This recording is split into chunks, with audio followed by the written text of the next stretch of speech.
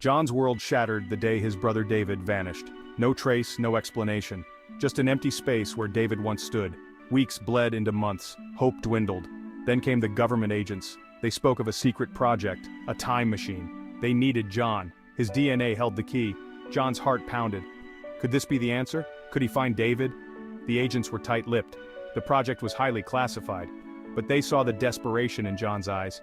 They knew he would risk everything for David. "We believe your brother is trapped in the 1700s," the lead agent said, his voice low and serious. "This machine is our only hope." John didn't hesitate. He would brave any danger to bring David home. He stepped into the unknown, the hum of the time machine his only companion. The time machine was a marvel of engineering, a symphony of whirring gears and glowing lights. It was a testament to human ingenuity, a paradox of past, present, and future. But at its core, it was a weapon. The government had stumbled upon the secrets of time travel decades ago. The implications were staggering: control the past, control the future, but the technology was unstable, dangerous. Only a select few possessed the genetic anomaly that allowed them to interface with the machine. John was one of them. His mission was simple yet fraught with peril: find David, bring him back. The agents drilled him on the dangers of altering the past, the butterfly effect. One wrong move could unravel the fabric of time itself. Armed with a basic pistol and a crash course in 18th century history, John prepared to embark on his journey. Fear gnawed at him, but it was eclipsed by the burning hope that he might see David's face again. The world dissolved into a blinding white light. John braced himself. Nausea churned in his stomach as the machine hurtled through the annals of time. The stench of damp earth and wood smoke assaulted his nostrils as he stumbled out of the temporal rift. Gone were the sterile walls of the laboratory. In their place stood a dense primeval forest. The air was heavy with humidity. The sun, a searing orb in the sky, beat down on him relentlessly. He was alone, a stranger in a strange land. He had to find David. But where to begin? The 1700s were a vast and unforgiving landscape. He clutched the worn, leather-bound journal the agents had given him.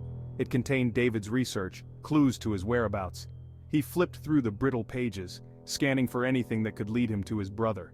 Time was of the essence. David was out there, somewhere, lost in the currents of history. Section 4. Perils of the 1700s. Days turned into weeks as John navigated the treacherous terrain. He relied on his wits and the few modern-day tools he had brought with him. His pistol, a meager defense against the unknown. The journal hinted at David's fascination with colonial settlements. John pressed on, his hope flickering like a candle in the wind. He encountered wary villagers, their eyes widening at his strange clothes and even stranger words. He traded what little he had for food and shelter, careful not to reveal too much. He was a ghost, passing through their lives, leaving no trace. But danger lurked around every corner. Highwaymen, their faces hidden by grime and greed, preyed on unsuspecting travelers. John evaded them with a combination of luck and cunning. He used his knowledge of modern tactics to outsmart them, disappearing into the dense undergrowth. He was a shadow, always moving, always searching.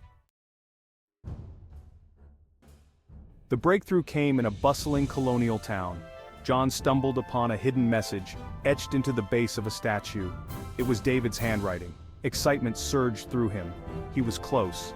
The message led him to an abandoned church on the outskirts of town. Inside he found David, emaciated and weak, but alive. The reunion was bittersweet. Joy mingled with relief and the lingering fear of their precarious situation. David had stumbled upon a conspiracy, a plot that threatened to rewrite history itself. Powerful men were involved, men who would stop at nothing to protect their secrets. They had to escape, and fast. But as they made their way out of the church, they were ambushed. Gunfire erupted, shattering the stillness of the night. John drew his pistol, returning fire, buying precious seconds as he shielded David from the hail of bullets. They had to make it back to the time machine.